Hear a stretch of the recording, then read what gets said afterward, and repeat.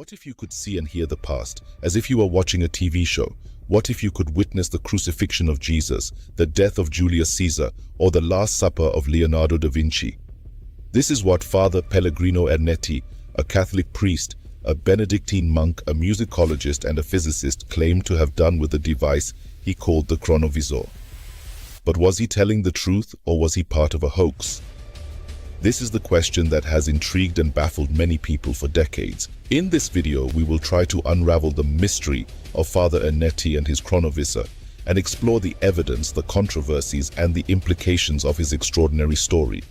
The story begins in the 1960s, when Father Ernetti revealed that he had created a time machine which allowed him and a team of 12 scientists, including Nobel laureate Enrico Fermi and NASA engineer Wernher von Braun, to observe and record the past. He said that the Chronovisor was a machine that could tune into the electromagnetic radiation left by past events and display them on a screen, like a television. He also said that the machine could capture the sounds and images and store them on reels of film. He claimed that he had used the Chronovisor to see and hear historical and biblical scenes, such as the trial of Socrates, the Sermon on the Mount, the founding of Rome, and the coronation of Napoleon. He also said that he had a photograph of the face of Christ taken during his passion as a proof of his invention.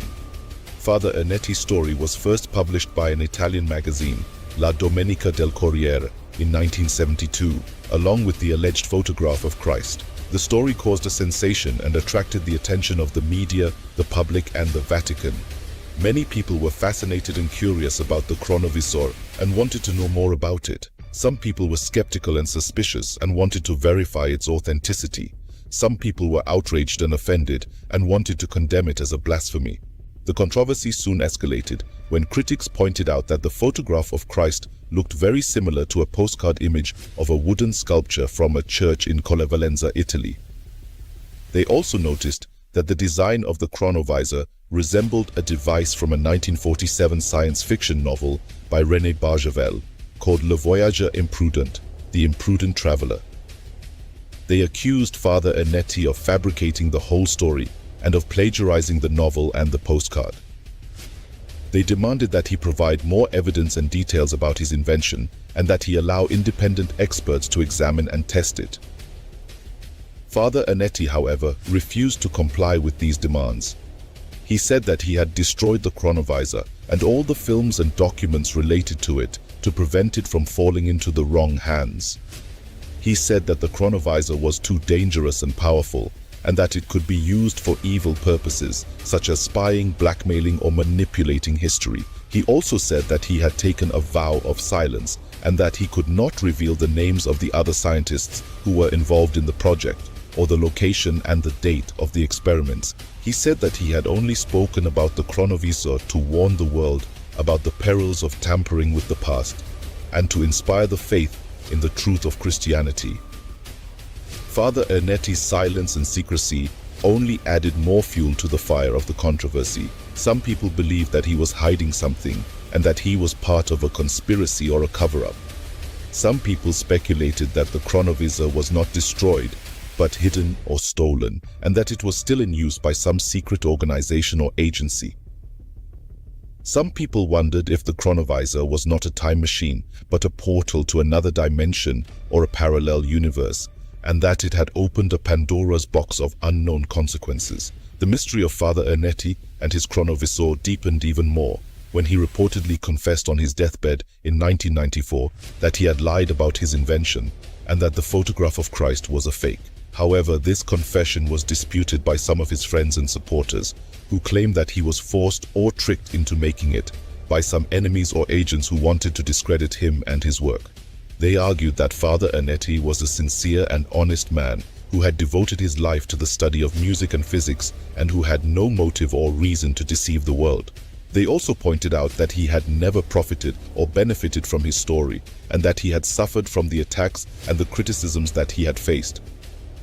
One of the most prominent defenders of Father Ernetti was Father François Brune, a French priest and a writer who had met and befriended Father Ernetti in the 1960s and who had written a book about the Chronovisor called Le Nouveau Mystere du Vatican, the New Mystery of the Vatican, in 2002. In his book, Father Brune claimed that he had seen and touched the Chronovisor and that he had witnessed some of its demonstrations. He also claimed that he had seen some of the films and documents that Father Ernetti had produced with the Chronovisor and that he had verified their authenticity. He also claimed that he had interviewed some of the other scientists who were involved in the project and that they had confirmed Father Ernetti's story.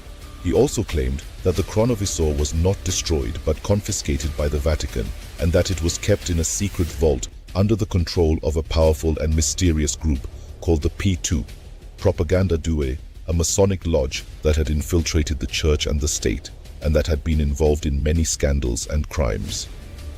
Father Brune's book sparked a new wave of interest and debate about the Chronovisor and inspired many researchers and investigators to look for more clues and evidence about it. Some of them claimed to have found new witnesses and documents that supported Father Ernetti's story and that revealed new details and aspects about his invention. Some of them claimed to have uncovered new secrets and conspiracies that surrounded the Chronovisor and that involved the Vatican, the CIA, the KGB, the Nazis, the Templars, the Illuminati, and the aliens. Some of them claimed to have located and contacted the Chronovisor and to have communicated with it or even traveled with it to the past or the future. The truth about Father Ernetti and his Chronovisor, however, remains elusive and uncertain.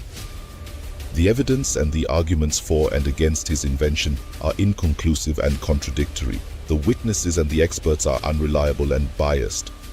The facts and the fiction are blurred and mixed.